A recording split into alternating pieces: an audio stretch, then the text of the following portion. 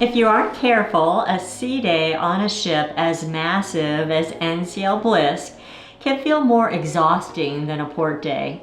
Between the crowds at the buffet, the race for a pool lounger, and a schedule packed with 50 different activities, it's easy to feel like you're missing out even when you're doing it all. Today, we're taking you through our complete guide to mastering sea days on the NCL Bliss. From the best quiet spots for your morning coffee or tea to the new rules for evening theater seating, we're breaking it down for the flow of a sea day so you can avoid the stress and relax. Because at the end of a day, a sea day should be the highlight of your cruise, not a source of FOMO. Let's start with how to win your morning. Hi, I'm Pat. And I'm Kathy. And together, we are Calm Sea Cruise. So let's begin. One of the biggest differences between a good sea day and a great one is how you start your morning. On the NCL Bliss, mornings can feel very different depending on your approach. You can either ease into the day or jump right into the energy of the ship. If you are someone who enjoys a slower start, there are some incredible quiet moments early in the morning. The outdoor decks are peaceful, the ocean views are uninterrupted, and it feels like you have the whole ship to yourself. If you prefer something more active, there are early fitness classes, walking tracks, and even just exploring the ship before it fills up. One thing you should know about sea days is timing your breakfast does make a difference. If you go too late, you're walking into peak crowds. Finding that sweet spot allows you to enjoy your meal without feeling overwhelmed. The buffet offers a variety of food and flexibility, while the main dining room, like Taste or Savor, gives you a more relaxed sit-down experience. There are also smaller venues like the Observation Lounge where you can grab something quickly and get on with your day. A little planning here goes a long way. It sets you up for a smoother day and it helps you avoid unnecessary lines and stress. Sea days are when the outdoor decks really come alive. This is where you find a ton of energy, the most people, and some classic cruise experiences. If you want a good spot by the pool, early is always better.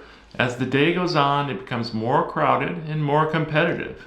If you think you can go out at 6 a.m. and reserve a lounger by the pool, know that more and more cruise lines are now removing your items left unoccupied on the poolside loungers and monitoring that bad behavior. They also had quite a few events happening right by the pool, including fun and energetic activities like Ms. Muscle, which really brought people together and added to that high energy vibe. The hot tubs are another popular area, especially on those warmer days or cooler days. They tend to fill up quickly, so planning makes a big difference. There are also quieter outdoor areas by the waterfront, just beautiful. These spaces can give you the same ocean views without the crowds. Sea days outside can be as lively or as peaceful as you want. It all depends on where you go and when you go there. There is so much happening on board that is impossible. It's impossible to do everything. That is why it helps to choose a few key activities that interest you. You will find everything from trivia and games to demonstrations, workshops, and live events. Some activities fill up quickly, so planning ahead or arriving early can help you get a good spot. It is also important to leave some space in your schedule. Trying to do too much can make the day feel rushed instead of enjoyable. You'll find everything, as Pat said, from trivia and games to the demonstrations, workshops, and live events. One thing we did notice on the sailing is there were not as many enrichment style activities during the day as we kind of expected, especially from our last cruise. So it's something to be aware of when you're planning your time. Another tip is to watch for that asterisk next to certain activities in the schedule. That usually means there is an extra cost involved, so it's good to know that ahead of time so there's no surprises. We spoke with a couple who attended the virtual wine tasting, and they said it was amazing. That's something we're going to be adding to our list to try on a future cruise. So picking a few highlights instead of everything allows you to fully enjoy each experience without feeling overwhelmed. Now, not every sea day moment needs to be high energy. In fact, some of the best parts of a cruise happen when you slow down. The NCL Bliss has beautiful indoor spaces where you can relax, read, or just take in the ocean views. One of the favorite things to do was simply walk along the waterfront. It's such a peaceful way to enjoy the views, feel the ocean breeze, and step away from the busier areas of the ship. There are also comfortable chairs along the waterfront where you can sit back and just watch the ocean pass by. We also found a really nice hidden spot outside Food Republic. There were tables and chairs there that gave us a beautiful view of the ocean. But what we really loved is that it was protected from the wind. It felt quiet and comfortable and much more relaxed compared to other outdoor areas. If you're looking for something indoor, there is also a library and card room, which is a great option if you want a quiet place to read, play a game, or just break from the crowds. Another space we spent time in was the Observation Lounge. On the Mexican Riviera sailing, we found it to be fairly quiet and plenty of seats available. They also had, snacks and beverages, which made a really nice place to relax for a while. But it's interesting because when we sailed on the same ship to Alaska a few years ago, the Observation Lounge was much more crowded. That was also before the dry dock, where they reduced the size of the space to add more rooms. So your experience there can really depend on the itinerary and the time of year. Finding your favorite quiet spot early on the cruise can help welcome a go-to place throughout the trip. As you move into the middle of the day, lunch becomes another important decision. Just like breakfast, timing matters here. If you go during peak hours, you'll notice longer lines and more crowded seating areas. If you go a little earlier or a little later, the experience is much more relaxed. On a warmer cruise, especially during spring break, we found that some of the most popular spots, like the buffet and the American Diner, can get very busy during a sea day. This is mainly because they are the closest dining options to the pool, so they naturally draw a lot of people coming straight from that area. We also noticed that the local tends to get very crowded as well, since it's centrally located indoors and easy access from just about everywhere on the ship. If you're looking for a quieter option, the main dining rooms, Taste and Savor, are open on sea days and can be a nice alternative. It's more relaxed sit-down experience and a great way to take a break from the busier areas. Another option is the Observation Lounge, where they have snacks and beverages available. It's not a full lunch, but it can be perfect if you just want something light in a quieter setting. There are multiple dining options available, and each one offers something different. Whether you want something quick or a full sit-down meal in the main dining room, you have flexibility. Planning your lunch around the daytime activities keeps things smooth and helps you stay energized without slowing you down. Afternoons on sea days are full of opportunity. This is often when you find live music, shows, and interactive experiences happening throughout the ship. A lot of the activities we experienced were centered in the atrium, which became a fun and lively hub during the day.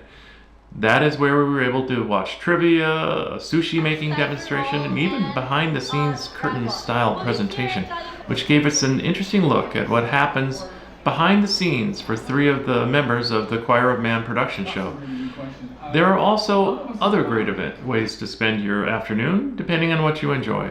The spa is available if you're looking for a more relaxing experience.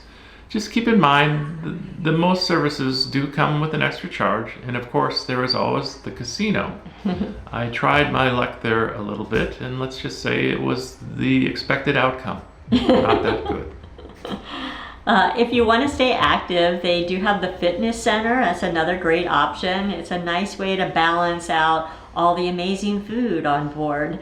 Walking through different parts of the ship can lead to unexpected discoveries, whether it's a lounge or a view or an activity you did not plan on.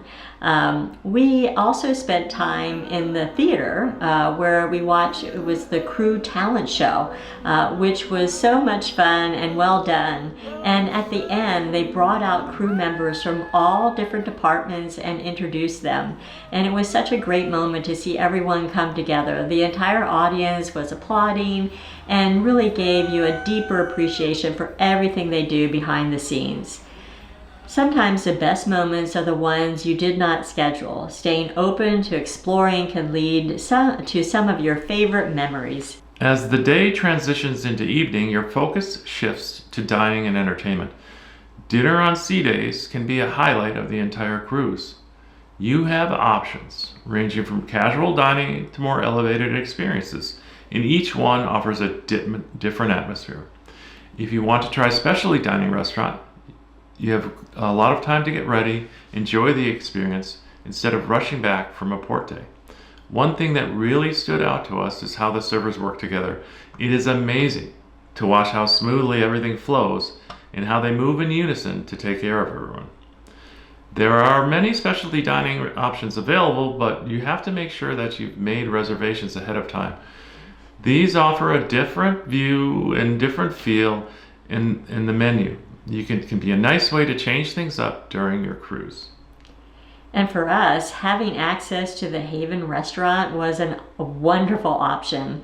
It provided a quieter, more exclusive dining experience and was a great way to end the day. So timing does play a role with your dinner. Going earlier or later can help you avoid peak crowds. Having a reservation at the specialty dining venue really makes for your enjoyable and relaxed meal. Dinner is more than just a meal. It's part of the overall cruise experience and a great way to wind down your day. Now after dinner, evenings on the NCL Bliss are really where the ship comes alive. This is when you can find shows, live music, and a variety of entertainment options happening all around the ship. One of the places we really enjoyed in the evening was the Observation Lounge, where we listened to a pianist, Anastasia Vitali. It was such a relaxing atmosphere and a great way to unwind and still enjoy live music. The Cavern Club is another popular spot on the ship and offers great entertainment with fun and energetic vibe.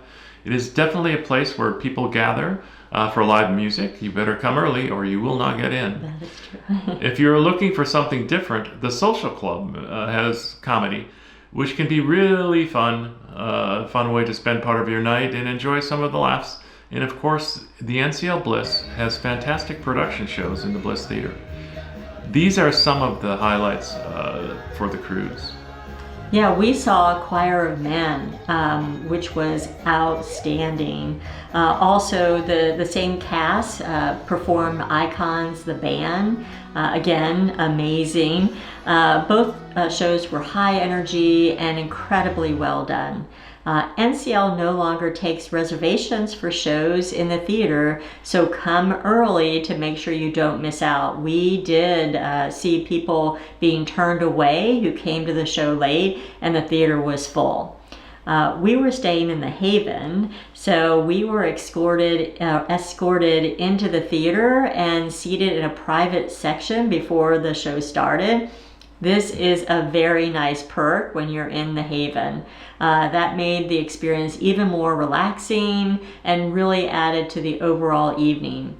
Whether you want the high energy night or something more laid back, there is always something happening to match your mood. Now, there are a few common mistakes we see people make on sea days. One is trying to do way too much, and another is the opposite, which is not planning anything at all. And one more is missing out on experiences simply because you didn't know they were happening. Make sure to check the schedule on your app or the Freestyle Daily that comes to your cabin. Finding a balance between planning and flexibility can make or break a sea day. Avoiding these small mistakes can completely change your experience and help you enjoy your sea days so much more. Sea days on NCL Bliss can truly be some of the best days of your entire cruise. It's not just about what you do, but how you experience it. Taking the time to plan just a little, staying flexible, and enjoying each moment can make all the difference. We hope this guide helps you to feel more confident and excited about your upcoming cruise.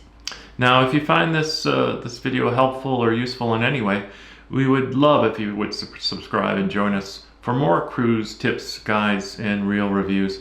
And we would love to hear from you. What is your favorite thing to do on a sea day? Thanks again for watching, and we'll see you on the next cruise. Bye, everyone.